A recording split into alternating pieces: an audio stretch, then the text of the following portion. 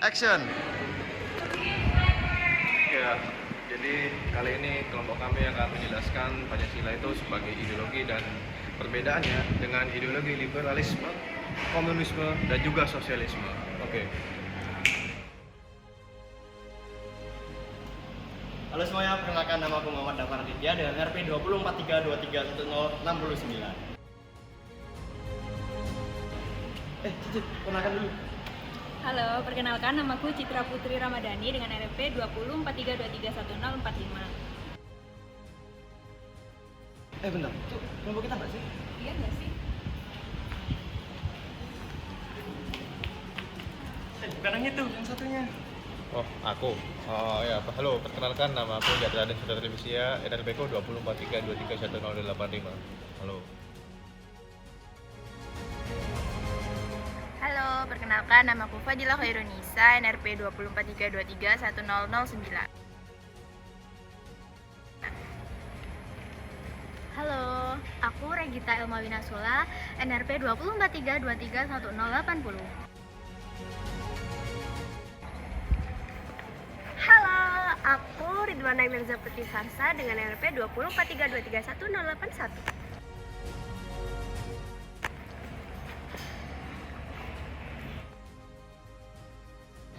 Halo, kenalin nama aku Diajeng Asmara Mujahidin dengan NRP 2043233100. Halo, nama saya Salsabila Zara Putri Nurmansyah dengan NRP 2043231059. Pancasila adalah dasar negara dan ideologi resmi Indonesia yang terdiri dari 5 prinsip. Pancasila terdiri dari kata panca dan sila. Panca yang artinya 5 dan sila artinya dasar. Jadi, Pancasila adalah 5 dasar yang menjadi pedoman bangsa Indonesia. Burung Garuda adalah lambang negara kita. Pada bagian tengah burung Garuda terdapat perisai yang berisi simbol-simbol Pancasila. Dan kelima sila itu adalah yang pertama ada ketuhanan yang Maha Esa.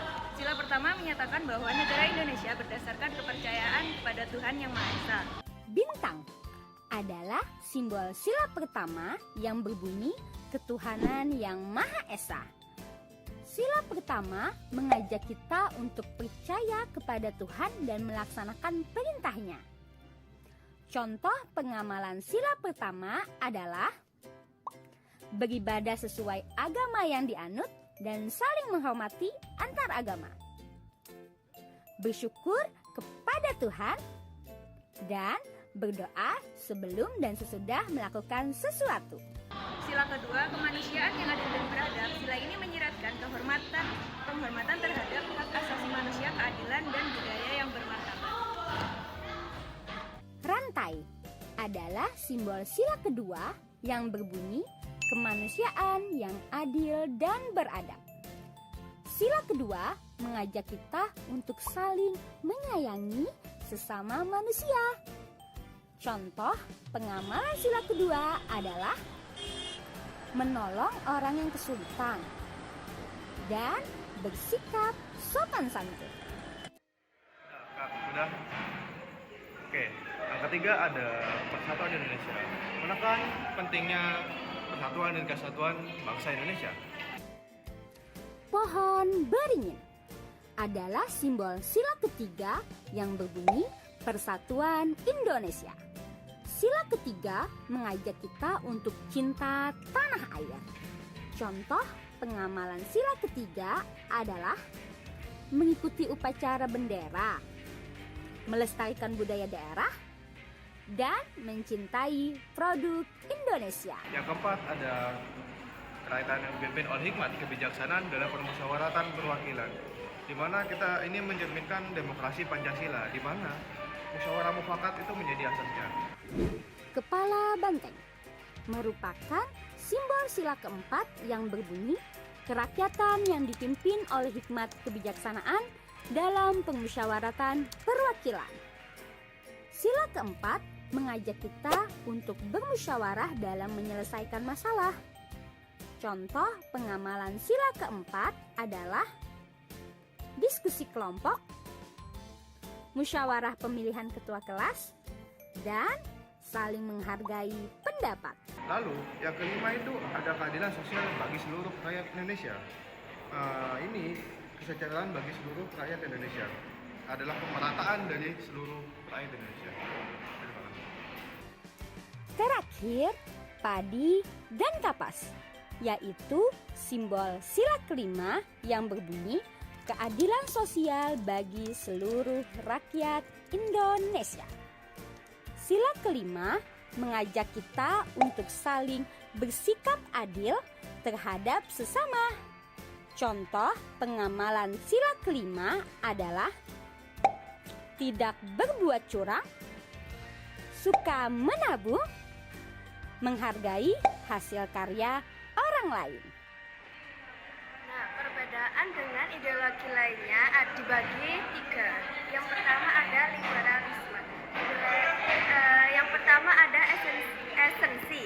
Esensi tersebut merupakan liberalisme yang menekankan kebebasan individu, hak asasi manusia, dan pasar bebas. Lalu yang kedua ada nilai utama.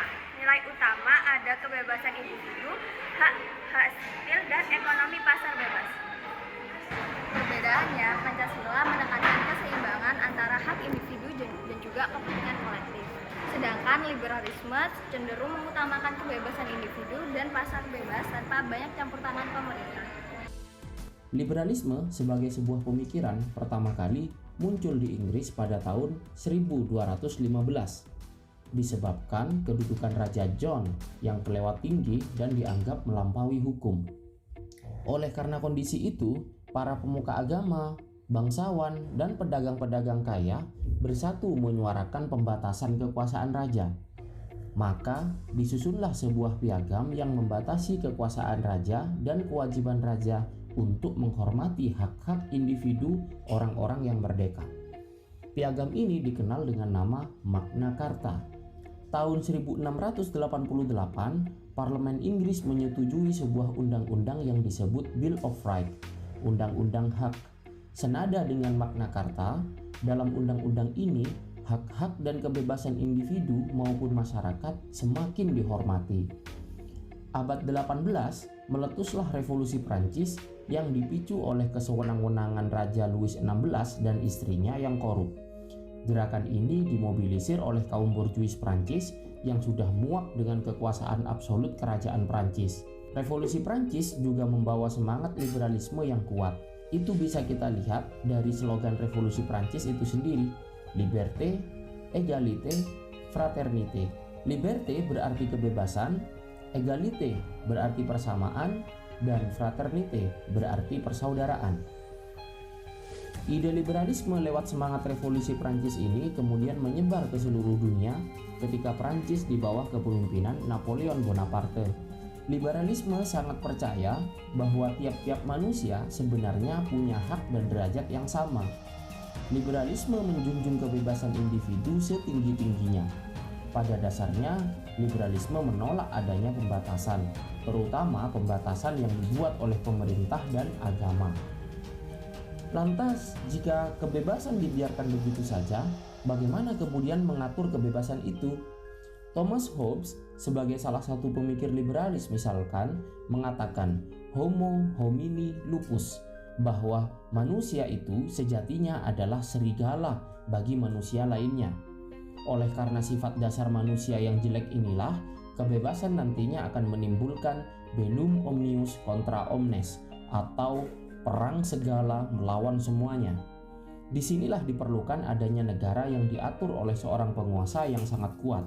Teori Hobbes ini melahirkan monarki absolut. Sedangkan John Locke, yang disebut sebagai Father of Liberalism, percaya bahwa manusia mempunyai sifat dasar yang baik. Namun, karena adanya kesenjangan akibat harta dan kekayaan, dikhawatirkan hak individu diambil oleh orang lain. Oleh sebab itu, diperlukan kontrak sosial yang akan mengatur masyarakat. Manusia harus rela memberikan sebagian hak kebebasannya kepada pemimpin dengan berpedoman kepada hukum yang berlaku. Dengan adanya kontrak sosial ini, filosofi liberalisme John Locke bertujuan untuk memberikan pedoman dan tata cara pemerintahan yang berprinsip pada kebebasan, menjamin hak individu, dan sah dalam satu masyarakat. Teori John Locke ini melahirkan monarki konstitusional. John Locke juga sangat mendukung kepemilikan pribadi atas alat-alat produksi, satu pandangan yang bertentangan dengan paham komunisme yang sangat menentang kepemilikan pribadi atas alat produksi. John Locke mengatakan, setiap manusia memiliki kepemilikan pribadi, tidak ada yang memiliki hak selain dirinya sendiri. Tenaga kerja dari dirinya dan kerja yang dilakukan tangannya, bisa dikatakan bahwa semua itu adalah miliknya sendiri. Pada akhirnya, kebebasan kita tetap dibatasi paling tidak oleh hak dan kebebasan orang lain. Kita akan benar-benar menjadi manusia yang bebas hanya jika kita tahu kepada batas-batas. Yang kedua ada komunisme yang memiliki esensi untuk bertujuan menciptakan masyarakat tanpa kelas di mana alat produksi dimiliki secara kolektif. Oke, jadi nilai utama dari komunisme itu adalah kepemilikan bersama. Nah, di sini ada perbedaannya, yaitu Pancasila menghargai kepemilikan pribadi dan mengakui keberadaan kelas sosial tetapi menekankan keadilan sosial dan pemerataan kesejahteraan. Komunisme menolak sistem demokrasi liberal dan seringkali menggunakan pendekatan otoriter, sedangkan Pancasila mendukung sistem demokrasi yang berlandaskan musyawarah.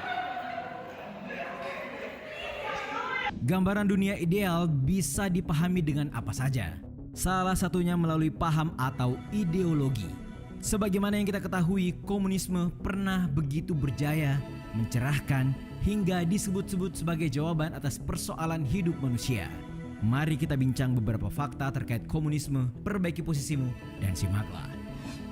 Tapi sebelum lanjut, kami ingatkan kembali untuk subscribe channel ini dan aktifkan lonceng notifikasi kamu untuk mendapatkan video edukatif dari Data Fakta.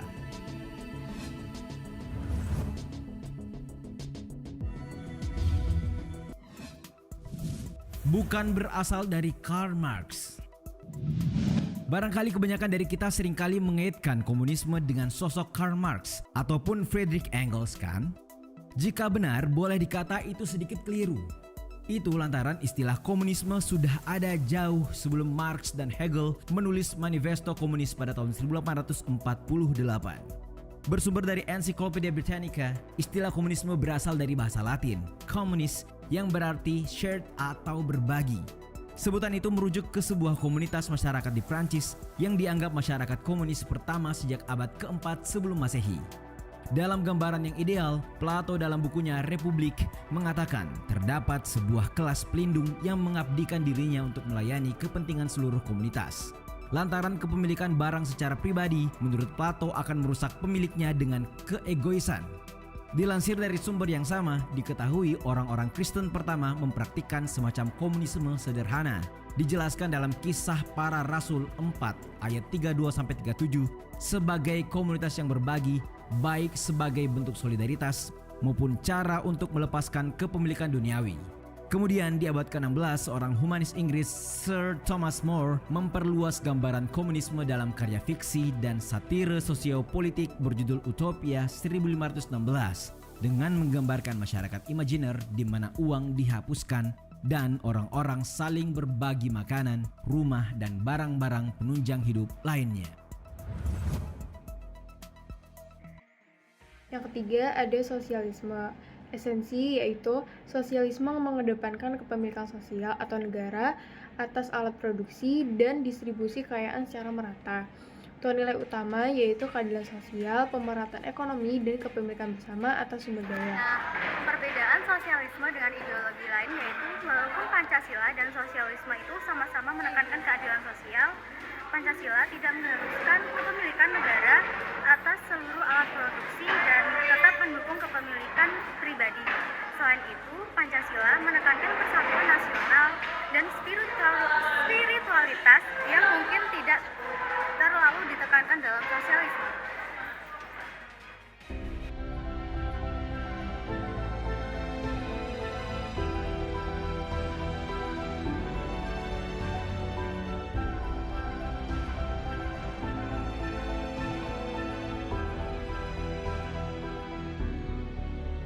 sosialisme merupakan kritik kepada kapitalisme.